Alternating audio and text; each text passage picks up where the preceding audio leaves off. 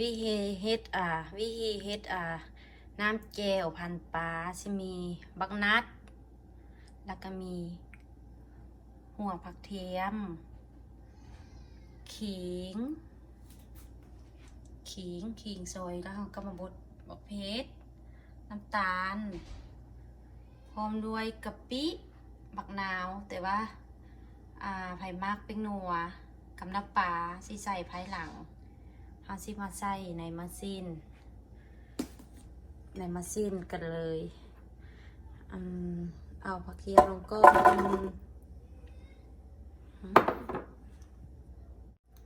หลังจากที่ว่าเราใส่เครื่องบักเพชรหัวผักเทียม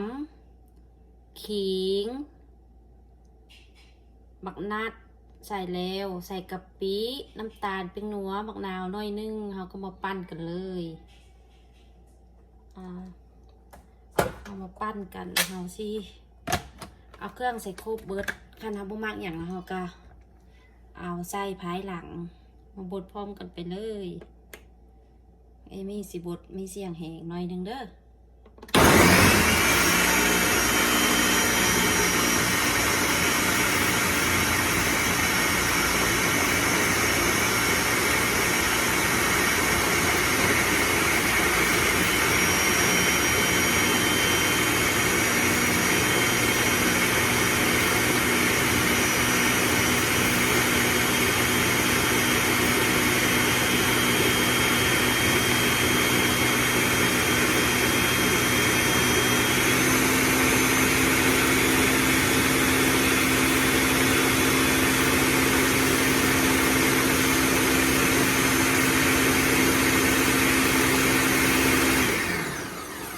ได้แล้วพี่น้องเขาก็มาซีมกันเลยว่ารสชาติหน้าตาจะเป็นอย่างไรสปูนเอมี่ดิเอาสปูนก่อนยัมมี่ซีมกันไปเลยจะเป็นหน้าตาแบบนี้เนาะน้ำพันปลาสูตรเฮ็ดเอากะปิเฮ็ดเลยพี่น้องใส่น้ำปลาหน่อยนึงเอมี่เราเกลือใส่ให้มันเค็ม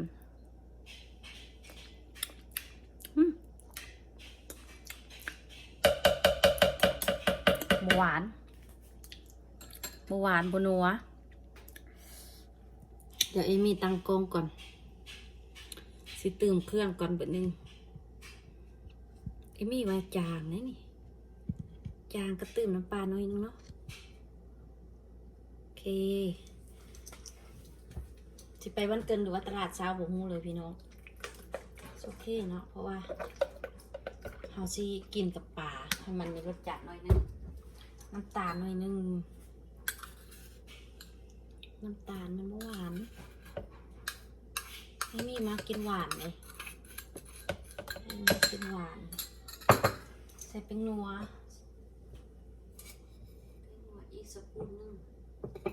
สปูนน้อยพี่น้องโอเคซีนกันแบบนี้ปั่นอีกแบบนึงคือสิแซ่บคักแบบนี้มุยบนติ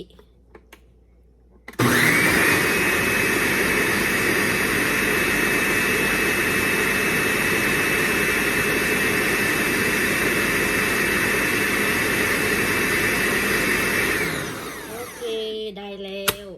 น้ำแก้วพันปลาสูตรของเอมี่เบิ่งเอมี่จะเอากลับใส่มาใส่เนาะนี่เนาะก่อนหน้าตาจะเป็นอะไรเนาะน้ำแก้วพันปลาของเอมี่เอาใส่ถ้วยเนาะพี่น้องเนาะเอาใส่ถ้วยไม่อย่างว่าถ้วยใหญ่เขาใส่กลับเอาสิซะเอมี่จะเอาให้เบิ่งว่าหน้าตาเป็นอย่างไรเอมี่นี่กัน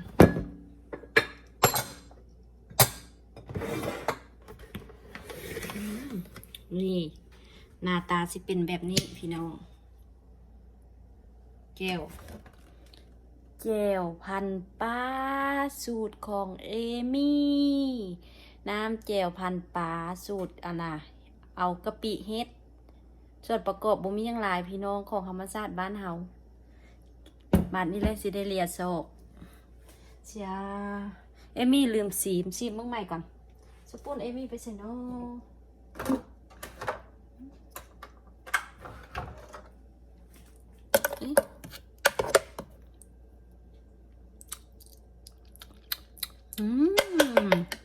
แซ่บแซ่บแซ่บแซ่บหลายบุญบอนติน้ำแจ่วกะทิไผ่ติแล้วบ่ได้กินที่ทอกใส่ถ้วยให้เบิ่งเอาอันนี้ออกก่อนเนาะสิเห็นบ่พี่น้องเป็นตาแซ่บขนาดนัวลึกยังยดปบอยู่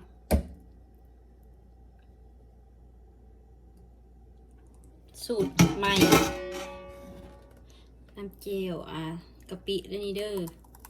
สูตรเจลกะปิจะน้อยปลาเฮาสุกแล้วเฮาก็กินได้เลยโยดมันโยดไปยามันพี่น้องได้มาแล้วน้ำเจลสูตรของเอมี่เจลกะปิเขาสูตรน้ำพันปลาเอากะปิเฮ็ดส่วนประกอบกับบุมีอย่างไรผักเทียมหัวผักเทียมหัวขิงหมักเพชรแล้วแต่ทำมักเผ็ดมักโบเผ็ดเอาใส่หมักนัดกะปิเป็นนัวน้ำตาลน้ำปลาเพราะนั่นสิออกมาเป็นหน้าตาแบบนี้พี่น้องเอากาพร้อมเสิร์ฟได้เลยปลาเฮาสุกแล้วพี่น้องเอ้ย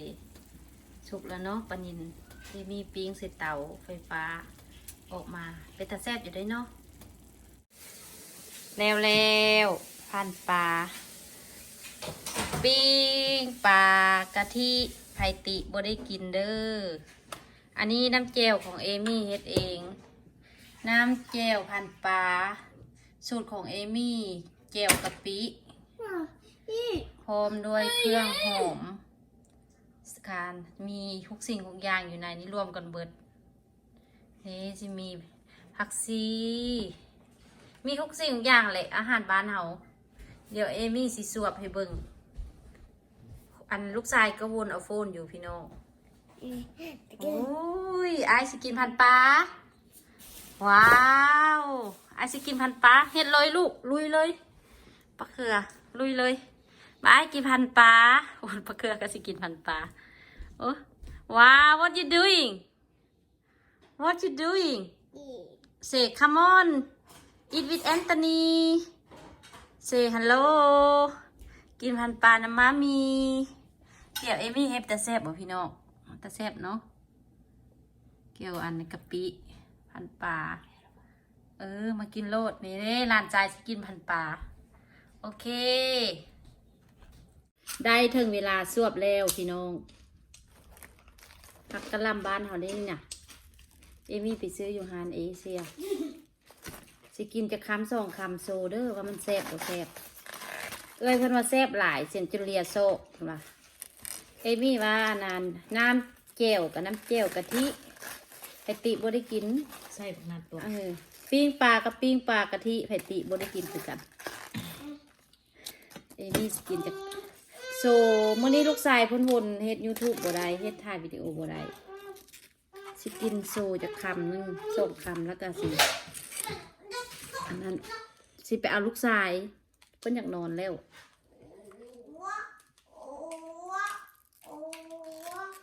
มีข้ามีขิงมีมีวาวข้าเบิดมือมื้อนี้ผักซีนางซีบ่แม่นอีซีผักซีเขียบหอมข้างจนย่นเนาะตุ้ยหลายเขียบหอมคาราเกตเอาจริงไข่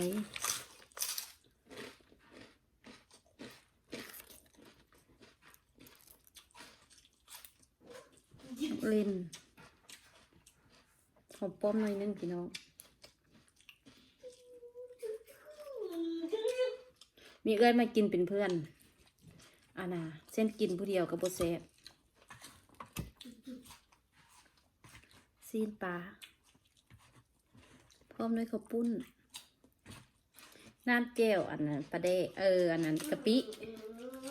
ธรรมดาเอาปลาแดกใส่หน่อยนึงคำโบใส่บางคนเอาปลาแดกคนหน่อยนึงมีใส่แต่กะปิกับน้ำปลาน้ำเจล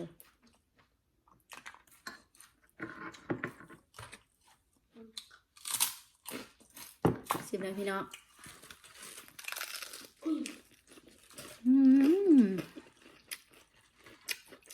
ชอบใจถูกใจเอื้อยเผ็ดๆนี่เกือบไปบ้านเกินเหยียบเบรกทัน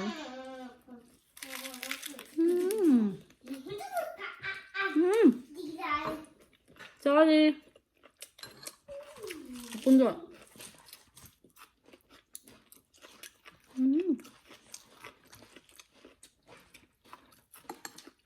ให้เองกินเอง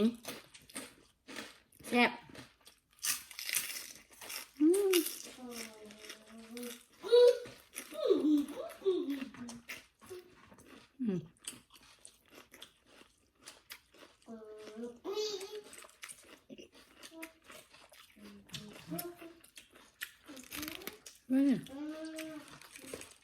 ไม่มาไหน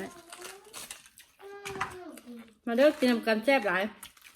กินมันปลาว่าบดหลายบดได้มันจะออกปากพันปลา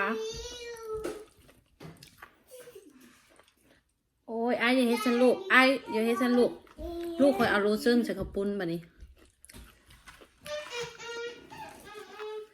เฮ็ดบัดนี้ฮึกใจเอ้ยมันมากินเผ็ดนี่มันฮึกใจเอมี่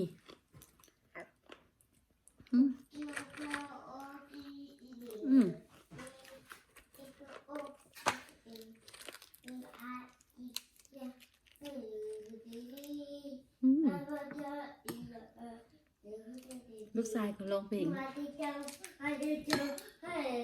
าเด้อพี่น้องอาปากหั่นเมี่ยงปลา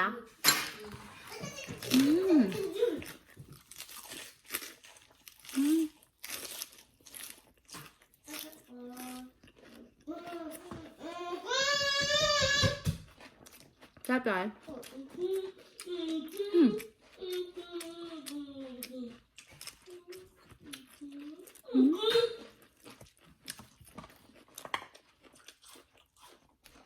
ทานผักเอมี่จานผัก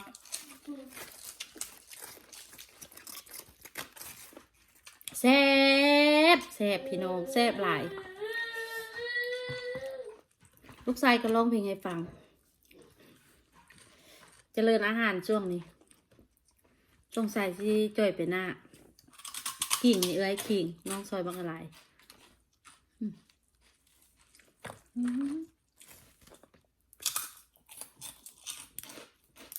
จะคำแล้วค่อย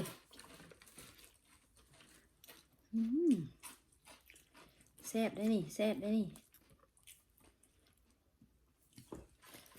กินอะเอมี่นี่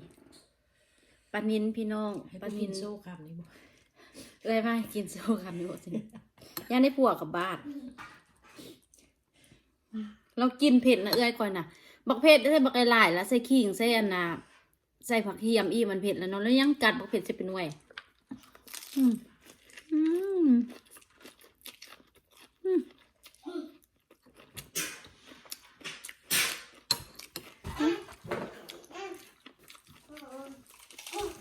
คนว่าเอ้ยจะกินจะส่งคำเจนว่าน้องสาวนี่นับนี่ไล่คำเติบแล้วกินปลาบนตัวนุ่งเลยคือน้อง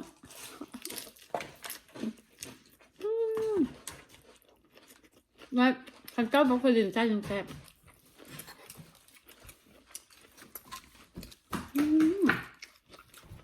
แซ่บไปมันเด้อกินกันเมื่อนี้ฮู้บอกว่าจะโมงแล้วนี่ตอนนี้10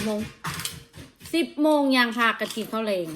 3นี้หากไอ้เลิกการมาแต่ละมื้อ11 โมงเอมี่เลิกกันแต่ว่ามื้อนี้เฮ็ดเมื่อยแล้วก็เลยกินเฮ็ดเองแล้วบ่มีกินเลยแต่ตัวเองบ่กินนี่เนาะลืมใส่บักแตงเด้อพี่น้องบักแตงกินได้อะไรบักแตงใส่บักแตงเปียงสองเปียงแซ่บหลายพันปลากะทิไผติแล้วบ่ได้กินแถ ห็นบอกเอมี่พาสวบนี่อืมอืม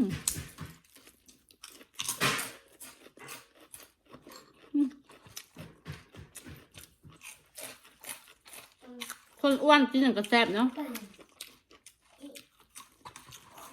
อืมอืมอืม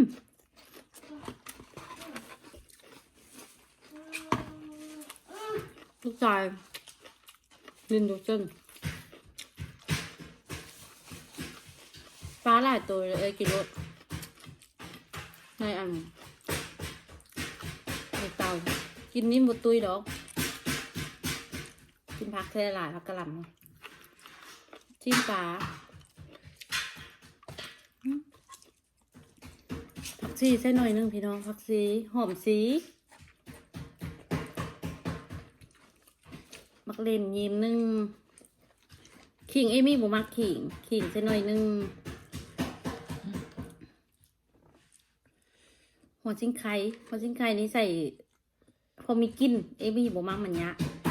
แตงของมักนี่ของมักอันเอ้ยเข้ามาคอยโบปานไหนเอ้ยหัวชิ้นไข่นี่ได้ข้าวซอยอันหัวชิ้นไข่จะปลูกเลยหัน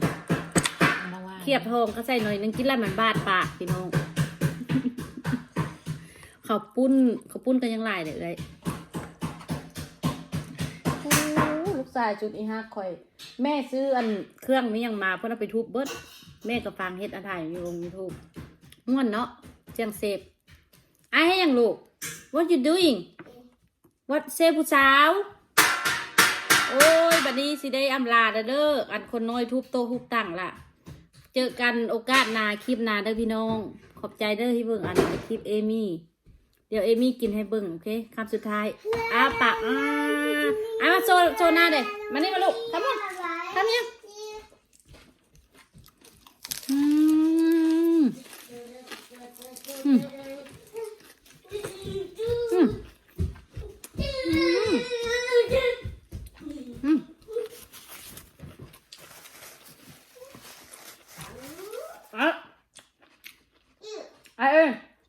มันเจ๊ใบไหม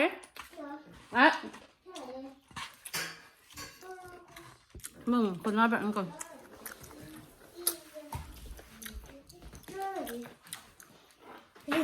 เจ๊บายบาย